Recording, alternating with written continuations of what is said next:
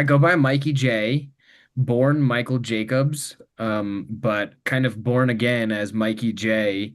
I am a lover of this planet Earth, a very, very deep lover of this planet Earth. Therefore, I show up as an activist, a community organizer, as of late, an artist, and even an entrepreneur. I'm about to graduate from my master's program at CU Boulder. So I'm like 3 months away and a couple elective classes away from getting a degree in environmental public policy. And that was kind of taken on because I believe that we have the technology to, build a clean and sustainable future, but we don't necessarily have like the policies to help ensure that those things happen. And even take that a step further, like we don't have like the public support on just like loving and caring for our planet that I think that we ought to.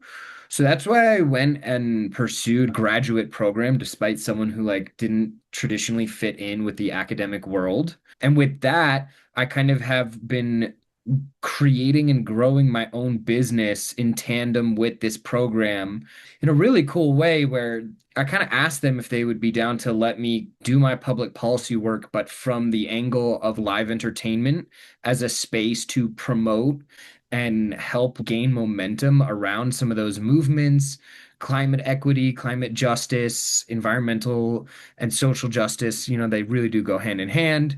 And now I'm actually one day away from the 1 year anniversary of founding my business, my LLC. I know, January 6th, which is a hell of a date. As I'm graduating, I am also calling myself now a environmental sustainability consultant, consulting with like artists, venues, sometimes even festivals to make these live entertainment spaces not only spaces that are more sustainable just in their daily operations, but also how to then use that platform of culture making, culture creating, we kind of know the arts to be, and how to use that platform to promote a new way of thinking. Okay, sweet. I feel like that is really, really freaking cool. And I feel like it's an awesome way to get into like a different community threshold. For example, like arts and music, these are very cultural shaping. They're impacting a lot of the youth as well. So it feels like, what do you think happens when music becomes more connected to purpose and stewardship and community care rather than just entertainment? And Right. that's exactly the nexus that I find myself at. And so when you go to these events, let's say you set up in a space for a live event, are you engaging with the people who are coming to the events, or are you more so educating the people who are throwing the events, or both? Both for sure, which is really cool because it gives me a bunch of different opportunities to engage and connect, which Yeah. is my favorite part. But working on the back of house side of things, especially with venues, that's been like a cool way for me to kind of take this work and really ground it in like solutions. Advocacy is one thing, and it's so important. It's also really cool to say, like, based on the plans that we created for the Boulder Theater here in Boulder, our main music venue, we created a plan that in the next 10 years can see them reducing 82% of their carbon emissions, like as an annual statistic. But then I also love so much setting up those booths, doing that community engagement, those pop-ups, because it's not only so cool to like spread that good word and see people be like, oh, this is really cool. But I can't tell you how many times I've had people stick around at the booth to be like, oh my gosh, this really speaks to this other thing that I'm doing where I'm really trying to like use some of my skills to like make this world a better place or some ideas that they have. And I've just had such really cool, interesting conversations with such diverse people on like ideas that they have that this has sparked from them. So, yeah, both. And I love both. I don't know if I would ever be able to choose one over the other. That's really cool. So it seems like you're planting these seeds of possibility of, hey, you actually can do something about this. This can become even a career or something that you do in your free time. And it doesn't just need to live in this idea space, but we can take action and should in certain degrees, especially if it's meaningful Totally. to that person and on their heart on a more personal level. Are you comfortable with us diving into any more like personal aspects of maybe the ways that you feel a lot of grief about what's happening on the planet? I'm like plagued with this lens of just seeing things really deeply. As an example, it's been really warm here in Colorado. We are having our on record worst snowpack in like recorded history. It's just it's funny to me when people are like, "Oh man, like isn't the weather so nice, dude? Like fuck all that like climate anxiety. Like this feels so nice." And I'm like, "Ah, like I can't actually even agree with you because I'm watching all of the trees on my street bud. It takes a lot of energy for them to create those buds only to have them freeze and die days later when we do finally get a little bit. So I see things really deeply often. It's not often that people can match that or even have the space or container to like hold that. So if you feel down with that, I would love to. I mean, that's like, yeah, that's a lot of what drives me to do what I do is because of that grief that I definitely do feel excited to share as deeply as we want to go. Yeah, and I feel like even what you just said right there was pretty good. And I really found that piece interesting where you said you see the trees, they're blossoming, they're opening, they think it's time, and then they're hit with a freeze. And I feel that happen to myself energetically in even relationship capacity where it's like, okay, I feel myself opening, and then if it doesn't proceed, I feel this huge drop in my energy body or my nervous system because it's like I'm preparing for this bloom and then boom. And so yeah, I feel that with the trees there. So you just gave me a nice little way to like feel them on a more personal level. So that was cool. I love trees. I'm like, I could think of a million different metaphors about how I want to be a tree. But tell me some. It's so cute. Um, wow, so I went through a tattoo ceremony with Emerson as well. And when I sat with her, a lot of what I was calling in was like this newfound strength, but like not in this like bravado type of strength, rooted, calm and present strength. And I kept finding myself coming back to like the strength of a tree, flexible to move in the wind, but strong to endure strong gusts. And as someone who has struggled with like, what does masculinity mean? What does strength mean? It was really powerful to kind of say, like, hey, I'm defining for myself what I know strength means to me, and it's resilience. It's the ability to be grounded even in tough situations. And I feel like I've gotten a lot of that learning from trees. Okay, that's beautiful. Have you read that book, The Secret Life of Trees? I don't think I've ever even heard of that.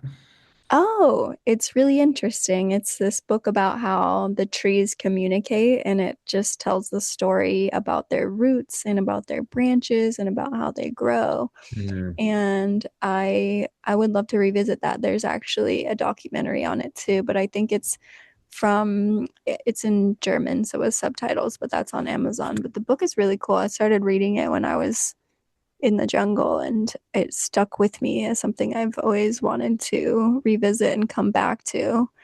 And I feel this strong, powerful essence with connecting to trees, but particularly I love being in the redwood forest.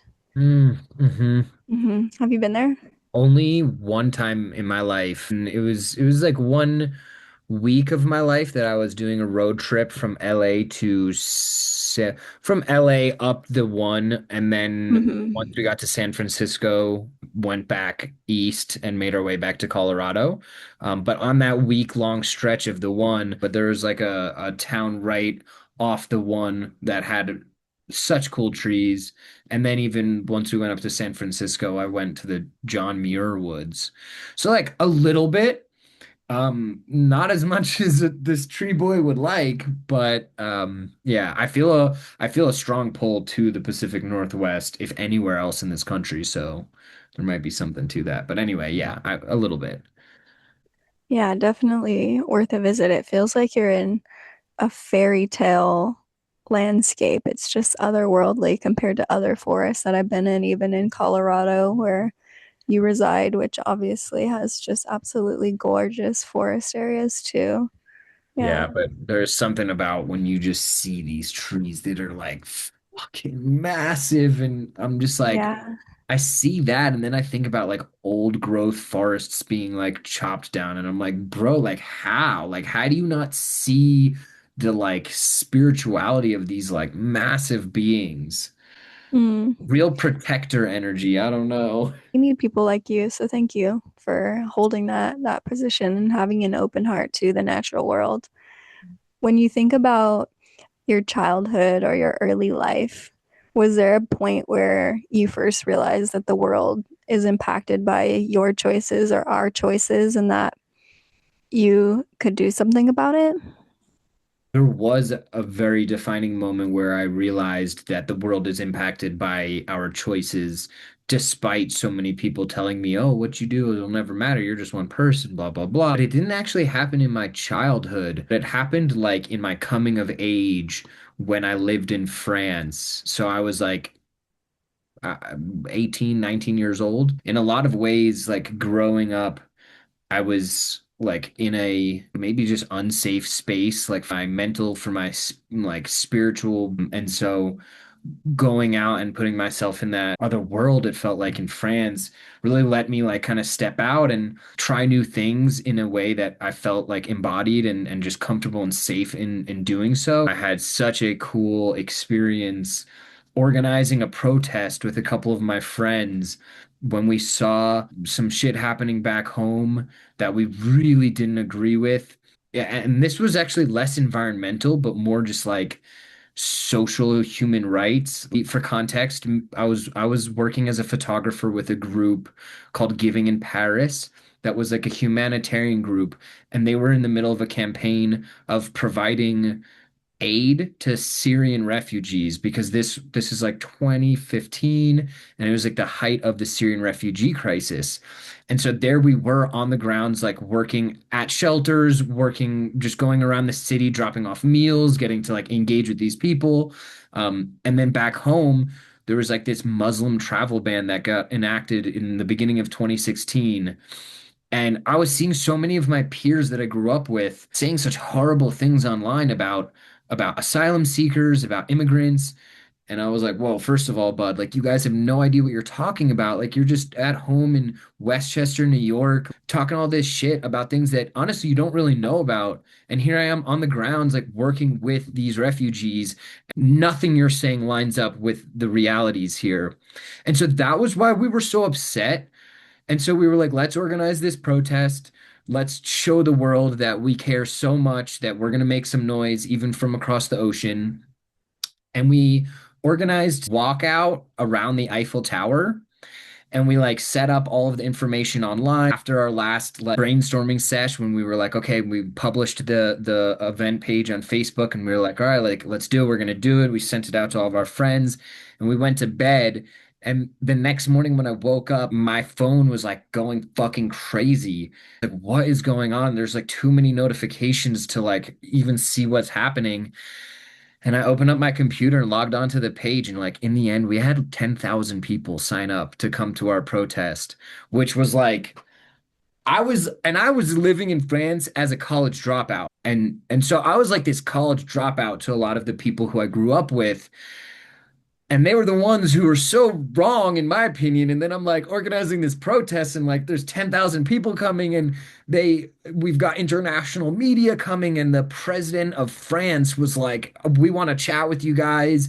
Whoa. Like we have power to change the world, like change the fucking world. We were talking about like international politics. We like made a wave all of a sudden. And did we change the way that those policies were made? Like maybe not, but like we made some noise. We woke some things up inside of people, including myself. And from that day forward, I was like, I can make a difference and I can change the world. And I see these other issues besides for just, social and human rights. And I see environmental destruction as well. And that is something that I've always really cared about. But in that moment, I was like, whoa, I can do something about this if I care. And that was a really impactful moment. And I always refer back to that, this coming of age where things changed and yeah, the whole trajectory of my life was shifted. Wow, that feels like some divine orchestration there to let you know that you're absolutely onto something here.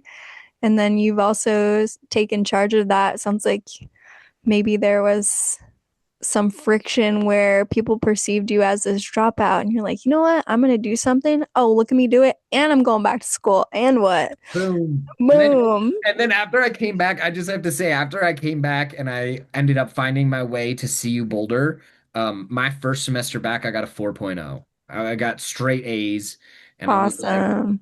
take that, Yeah. world. Like, yeah. Don't ever Sweet. tell me I can't, because then I'll double down and I'll do it and I'll make you look like a fool.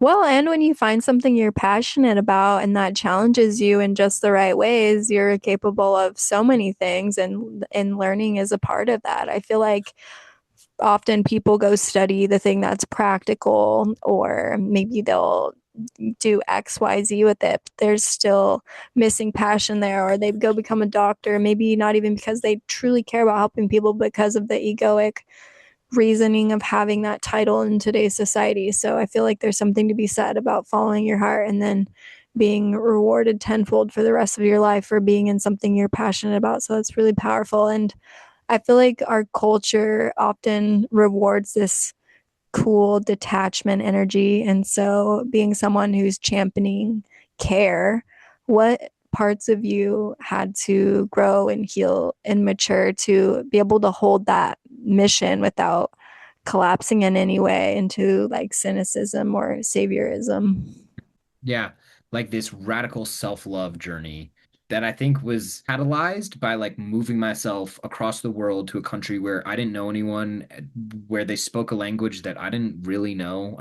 It was such an intense isolation, and I did that to myself intentionally because like I knew that something was wrong. I failed out of college. I got in a huge fight with my parents. Like they wanted me to go back to community college and just try again. And I was like, no, like I need to go out there and find myself. And they were like, we don't believe in you. And if you do this, you're never gonna go back to college because you're gonna just like get carried away with something else. So I was like really tending to some wounds when I first left. And I didn't know what I was looking for. I just knew that like I needed to get out. And when I was out there all alone, put like front row to my shame, my misery, my discomfort. But it's so important. I learned then to lean into these things, follow the trail. Why? Why do I feel this way? What does it mean? And the more I did that, the more I realized I was just taking on shame that other people wanted for me. I remember on one of the New Year's that I was there, I was completely alone. And I was sitting there like watching fireworks, like fucking crying. I'm alone, I'm this failure. And then I was like, no, I'm not. I'm in Paris and there's fireworks. Of a testament to like what that period of time was like for me. And by diving deep into self-love and self-acceptance, this comfortability, I think that that really helped me stay optimistic so that even when we're in this fight, which is an uphill battle, especially like with power dynamics, I was able to stay and currently am still able to stay so tuned into it because I take care of myself too. Just feel like such a cliche of like, oh, you can't take care of others until you take care of yourself. But that was a path that I really walked in that time, and I put in place that I still follow to this day. And I'm really like, I fall back on that often when I feel myself approaching burnout. Mm-hmm. I like what you said about that. So seems like there's some sort of correlation, internal and external. So your self-love, and then it's also reflected in love for the planet, love for humanity. So if our relationship to the planet mirrors our relationship to the self, where do you think humanity is at developmentally right now? Not a great place. Like really not a great place. And I love these parallels because it's like I see it so clearly and I see like when people who I love uh don't take care of themselves, don't take care of their same spaces, they are the same people who like don't care about if they're sorting their trash in the right bin or something. Because I live in Boulder, and a lot of the people in these bubbles are like tuned into whatever I'm tuned into. But I'll go outside of Boulder, even just like into some of the more rural parts of Colorado. I'm on a motorcycle ride, whatever, and like I'll see people open their window and throw trash out the fucking window, and I'm like, bro, like what? definitely a tragedy the way that like I see so many people not taking care of themselves and not taking care of the planet at the same time. It makes me sad. It makes me think about how like I want us all to be coming up together, thriving and succeeding together. Just like you gotta want it for yourself. And then I'll just get pulled into this whole big like vortex of like, well, a lot of these people are struggling with taking care of themselves because the systems that be are built to kind of work against us. And in that same vein of like keeping us down, like they're also oppressing our planet and creating extractive, relationships with this planet. And so I see it and then I just like follow that whole trail and then I'm like, man, I really fucking hate the oil and gas industries that just hold all of this money, all of this power, like preach all this disinformation, like have led to like all of our cleaning products being filled with fucking poison, like all of our food being filled with like bullshit, all of our like medicinal practices like being overwhelmed with like synthetic shit. And I see it all together. And so sometimes it's like I hold space for my friends and these people that I love who are like throwing their recycling in the trash can because I'm like, I know that this is not, you really not caring about taking care of the planet or yourself. You're just struggling really hard. And it's very difficult to care about going that extra mile like when you're in survival mode. Then it goes from grief to like fucking anger because I'm like this has been a calculated thing. Keep money in the hands of people who have historically had it when things should just be progressing and evolving. Like I'll be the first person to say capitalism was great in that it got us where we are now. Probably wouldn't have had a lot of the innovations that we have that make our lives so much more enjoyable now because of this innovative race make things great, but we have these technologies now that we don't need to like be doing slave labor. We should just fucking automate factory line and give people guaranteed basic income and like let it be less about productivity for humans and be more about creativity.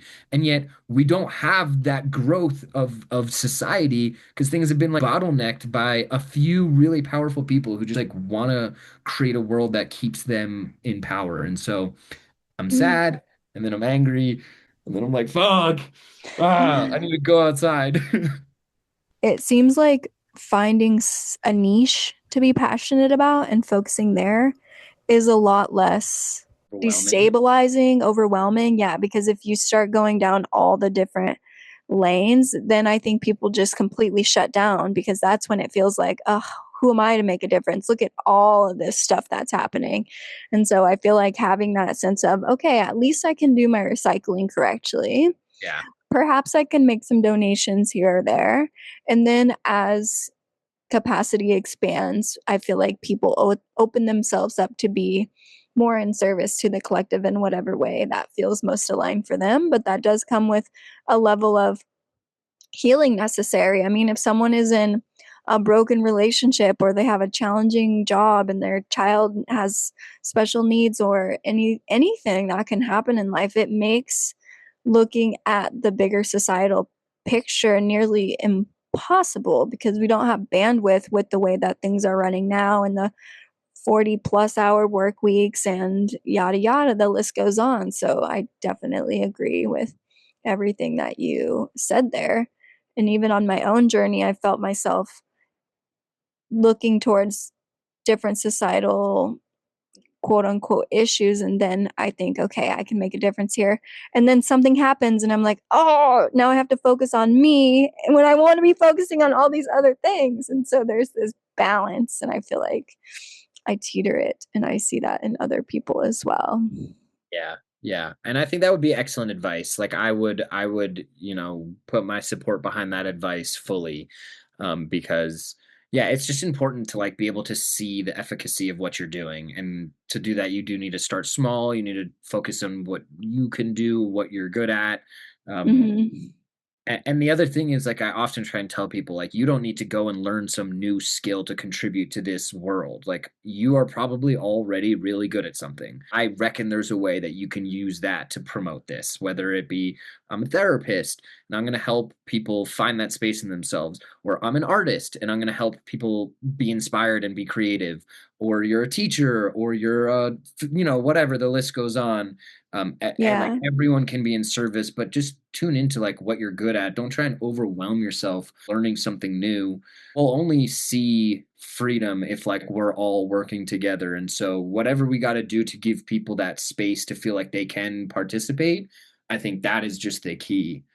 And so, yeah, excellent. Yeah. What has surprised you most about observing human behavior in this work, or maybe in response to conversations you have? How many people care?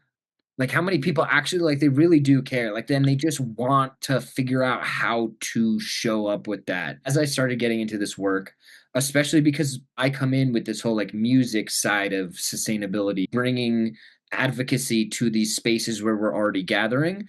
And one thing that I came in with a little bit of fear with that, we're going to come to these spaces where people are having fun and they're going to be like, I don't want to think about that. Like, I'm having fun. I don't want to think about the troubles of our world. Like, this is my place for escaping.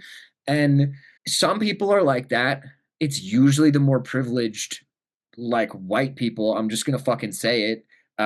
Because they think that you can just like turn off the bad news. They haven't necessarily been in a situation where it's just what you live in. Mhm. And so what surprises me is how often people are so open to it. That fear that I had has been long dispelled by watching people engage so authentically with the booth, or when I get up on stage and take literally everybody's direct attention, the way the crowd will react has been so beautiful and such a surprise to me. Cause I'm like, whoa, like I was thinking no one cares and that's why we're in this situation.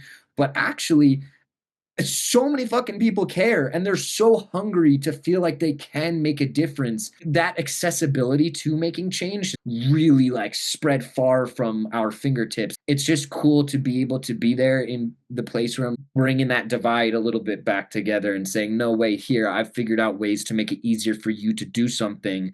And they're like hopping on it. And so that's been really cool.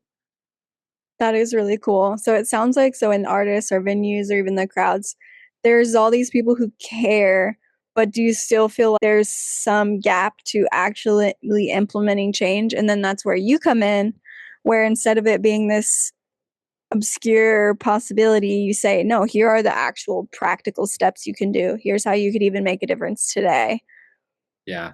And I imagine that the way your energy is and your liveliness and your passion about it, also people are going to mirror that and respond to you. So to me, it's not surprising that you're getting this positive feedback when you're coming at it in the energy that you're in this conversation with me now, compared to somebody who's out there screaming, the world's burning, we're all gonna die, you gotta do this. And then people are like, whoa. So there's some strategy and tactic to the way these messages are conveyed. Would you agree with that?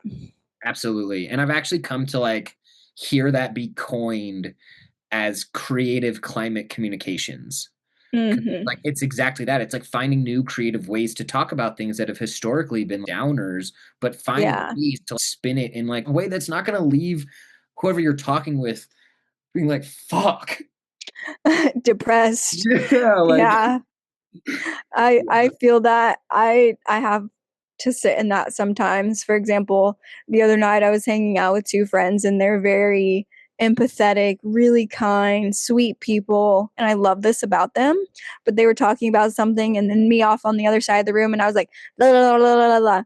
And my friend looks at me and then she looks at him and she goes, you know what? She has a Scorpio moon. We really need people like this in our life to bring things into perspective sometimes. Cause I was just like, you know that people murder people out there, keeping it real. So we do need both. There's space for both, but understanding when it's important to pull different levers, I think, is really effective communication and valuable information. I imagine they're teaching you this in some of your classes. yeah, big time. How to read the room, how to tailor what you're saying to who you're saying it to. In fact, like, Yeah. yeah, as a consultant, that's one of the number one rules is meet your client where they're at, or else you're not going to Yeah. connect. I'm definitely excited because one of the classes that I'll be taking in this last semester is communications. It's going to be cool to take a class that is like directly focused on communications itself. Yeah. I feel like in some of the realms too, there's in the personal development world, there's different models of communication too, nonviolent communication, neurolinguistic programming, different areas like that that would be effective too. I have a background in doing strategy and negotiation, and so I like thinking about that lane of communicating with people and what is the intention, where are both parties at, and where are we trying to get to. And yeah, so okay, that's really, really cool. So in the communications class, I wonder if you would give speeches and then get feedback on that. I wonder, that would be interesting. I think that Would do you see yourself speaking on big stages about these topics? I have actually. Yeah. Yeah. What's the biggest? Mission Ballroom in Boulder. What was your topic? You'll love this actually. My speech that day was like a rally call. Tell people don't need to go and find some new skill. We're all change makers once you just tune into your own truth.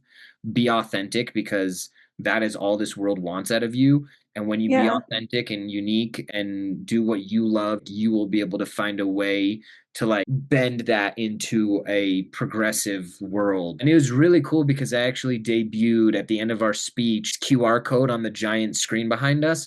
And that QR code took people to my website where I have this CSA guide, which is a community social activism guide. And it was so cool to like track the analytic people using that site afterwards. It's just funny because it is so mirroring what we're talking about right now. And that was probably the biggest audience that I've ever spoken to. Okay, so for the people listening to our conversation today, what would you say to get them to go look at that guide, assuming it's still there?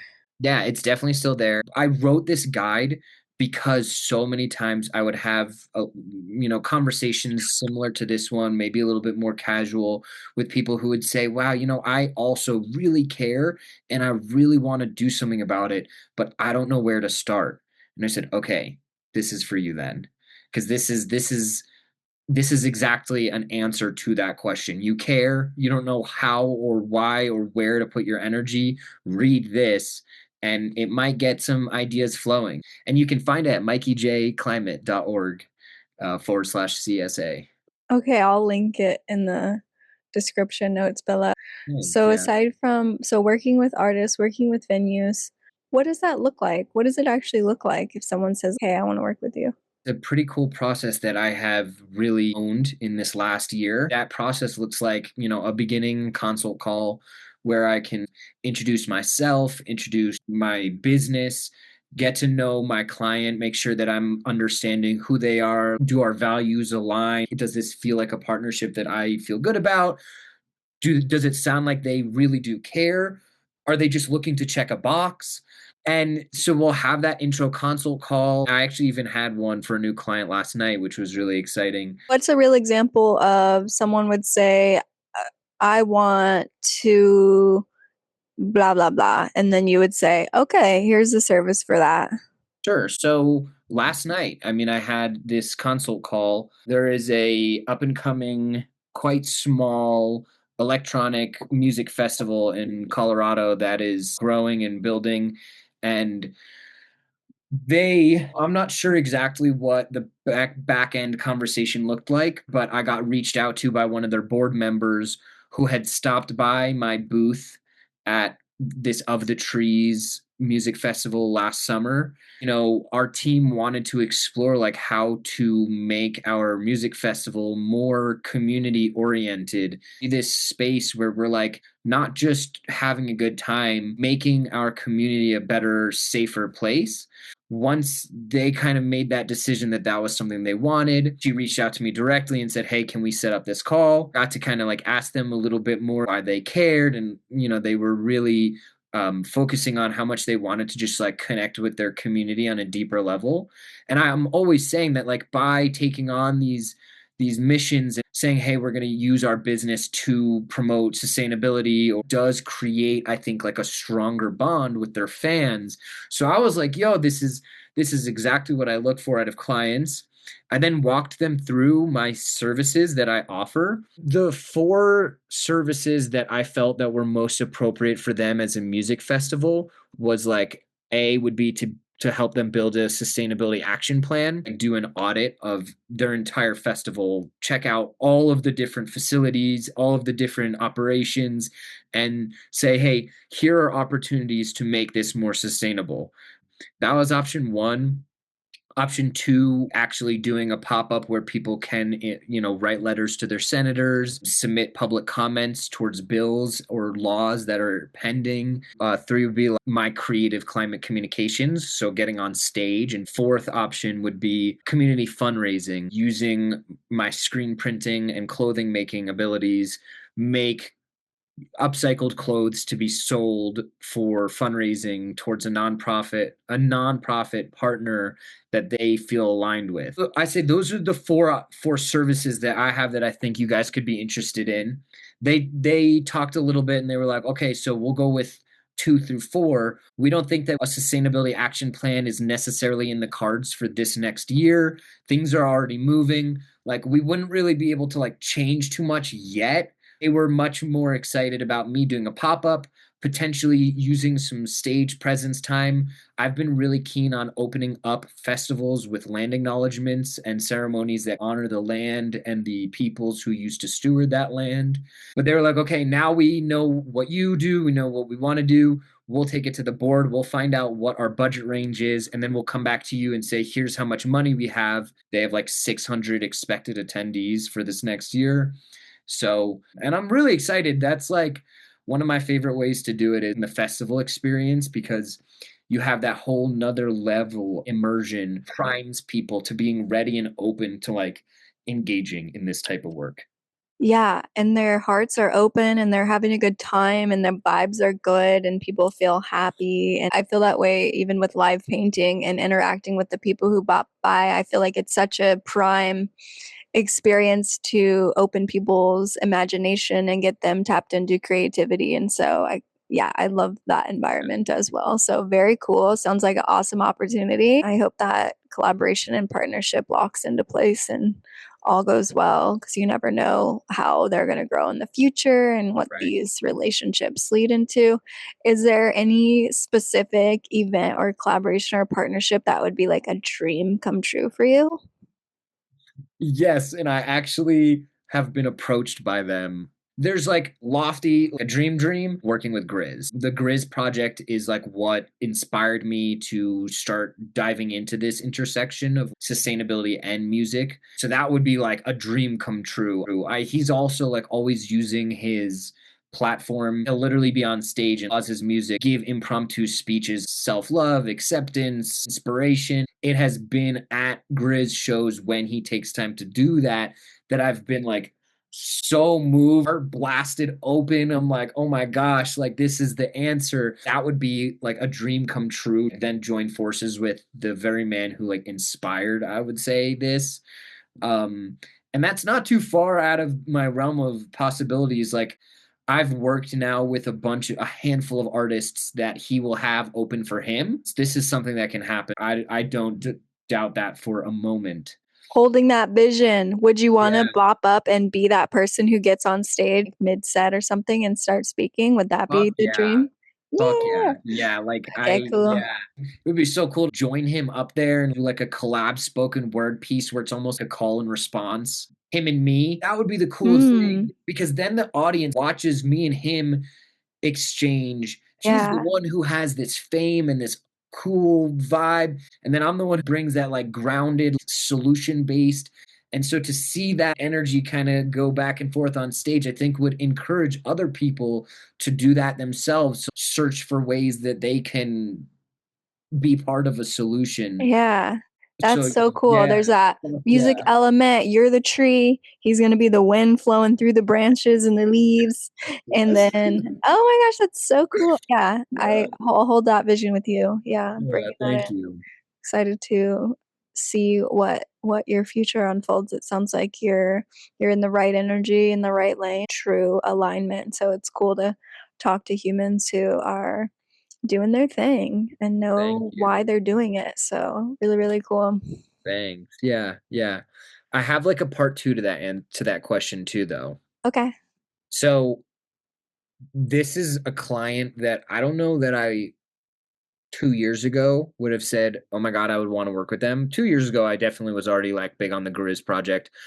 This is like a new client that came to me and like kind of blew my socks off. Whoa, you would want to work. I mean, not to undervalue myself in any way, but just to kind of highlight the statue of this client. Recently, I was reached out to and am in the process of booking that first consult call with the director of operations for Sundance Film Festival, which is like world renowned and is coincidentally about to move to Boulder in 2027. Boulder's going to be the new home of the Sundance Film Festival. And just like through my work and having clients in powerful places, someone was able to refer me when they heard that they were looking for a sustainability consultant to make sure that when they do move their operations here and start hosting the Sundance Film Festival in Boulder, that they're doing so in a way that preserves the spirit of Boulder and Colorado and the Rocky Mountains. And like, they were like, how do we do that? How do we make this a community forward space that regenerates our land rather than drains it? And this guy, Chris, was like, Mikey J is your guy. That to me is like a dream client as well, because that can really put me on the map. And like, it's never been about the money for me. It's always just been about making a difference.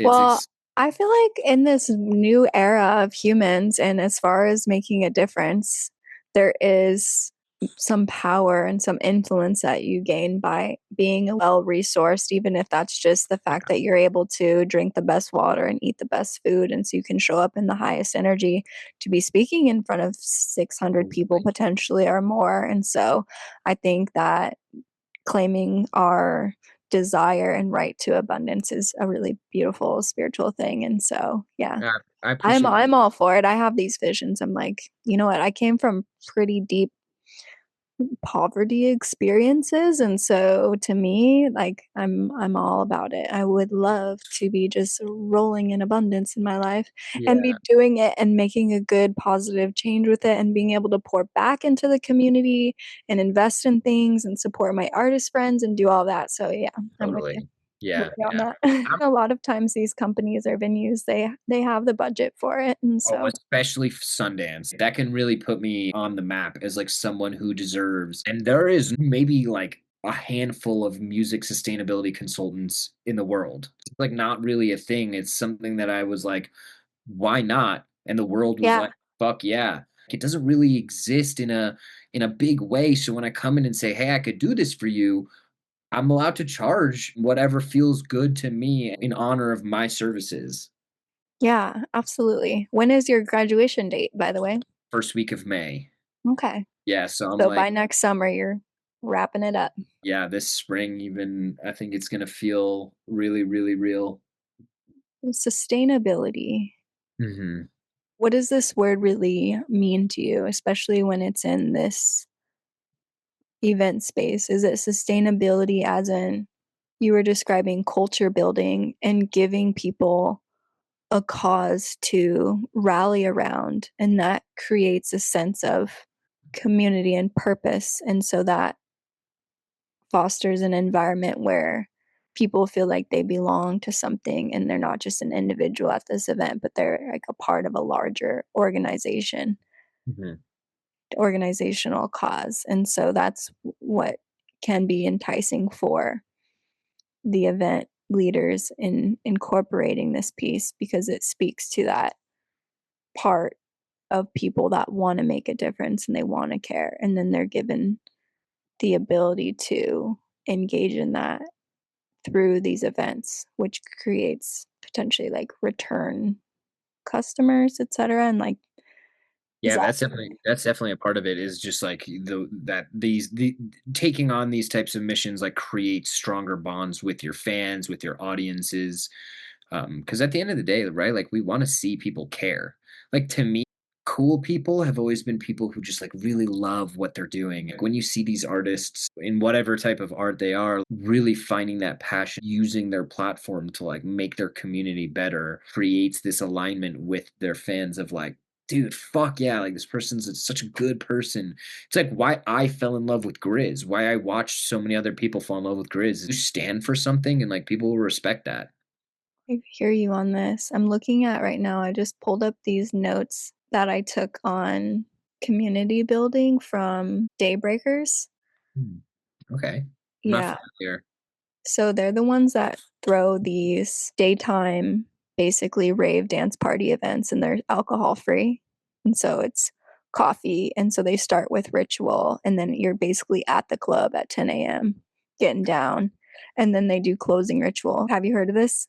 I haven't, but that And sounds they and epic. they've had now they host music festivals too.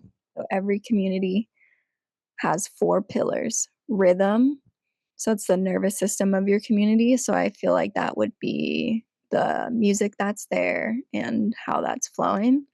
Also, rhythm, as in how frequently the people are gathering.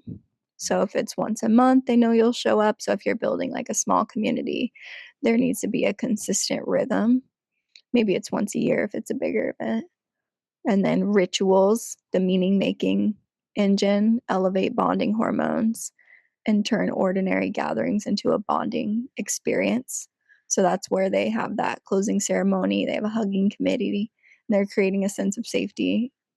One word check ins, maybe gratitude moments, shared promises. So that can be, I feel like this just reminds me of everything you're talking about. So then they have roles. So shared leadership, Mhm.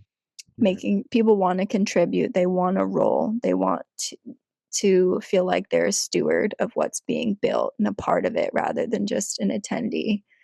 And so they say that we feel the deepest sense of belonging when we contribute and participate. You cannot belong if you only take. So maybe there's even a theme where you're dressing up, holiday cheer, the outfit creates participation, or signing up for the thing or making the donation.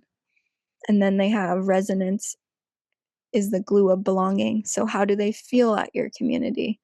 It's not your job to impress them, but to create a feel good feeling with the people show up. Communities do not grow upwards, they grow sideways. So, you build micro communities, then a subculture, then a movement.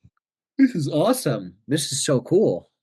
It was a free masterclass. I just took it and I feel like I learned a lot. And I'm just reading you my notes. So, yeah. Yeah, no, this is epic, and you're right. I mean, there's so much alignment here with what we're talking about, what that is talking about. The homework, complete these three sentences. The world I am building is, Balanced. this world matters because, It exists. and you can be a part of it by, Trying. I like that. That was poetic. Yeah, balance exists when you try and you strive towards it. Maybe not in perfect harmony in this exact moment, but potentially every day getting closer and closer to it. Absolutely. The yin and the yang of like trying and resting and failing and succeeding. And Awesome. Is there anything that we didn't touch on today that you would like to speak or share out into the world or with me? love yourself. Love yourself. Love yourself. Love yourself. So hard. Love yourself. Mm. Love yourself enough to care about the world that you live in, too. Yeah. Yeah. Yeah. Yep. And the future for our children, I think about my nieces, nephews, and I just think, okay, like even 10, 15 years from now, what does this world look like when my niece is deciding which career to pick? What even careers are there with all this Right. technological advancement? What does the planet look like? Are we sick because the air is so polluted and the food is so contaminated and the water, who knows what? So it's just, yeah, some of these points where if we just allow ourselves to even consider of, maybe I should think about what this earth is going to be so that the future generations have something more beautiful. And that is how I would define sustainability is just like for it to keep going. Right. Right. For humanity, for life on earth to keep going, for earth to continue. Well, thank you, Mikey J. Thank you. This has been a beautiful experience. It's so nice to be able to share, to just go deep. So, really appreciate what you're doing. I really appreciate this series. I'm going to continue to follow along with great interest.